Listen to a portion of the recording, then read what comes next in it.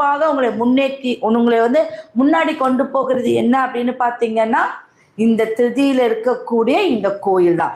அப்போ திருவண்ணாமலை அருணாச்சலேஸ்வரர் கோயிலை நீங்க வந்து பார்க்கணும்.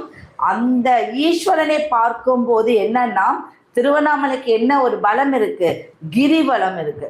அப்ப இந்த கிரிவலம் அப்படிங்கிறது என்ன அப்படின்னா அனைத்து சித்தர்களுமே திருவண்ணாமலையில தான் இருக்காங்க அப்படின்னு சொல்றாங்க. எந்தெந்த இடத்துல இருந்தாலும் அனைத்து சிவனடியார்களும் வந்து திருவண்ணாமலையில இருக்காங்க. அப்ப திருவண்ணாமலையில நம்ம வந்து கிரிவலம் வந்தா எல்லா செல்வங்களையும் பெற்று நம்மளுடைய கர்மாக்களே நீக்கக்கூடிய அமைப்பு அப்படின்னு சொல்லுவோம். அப்போ பணம் வந்து நம்மளுக்கு வர்றதை விட பாய்ந்து வரும் அப்படிங்கிற ஒரு கருத்து இந்த கோயிலுக்கு போனா இருக்கு.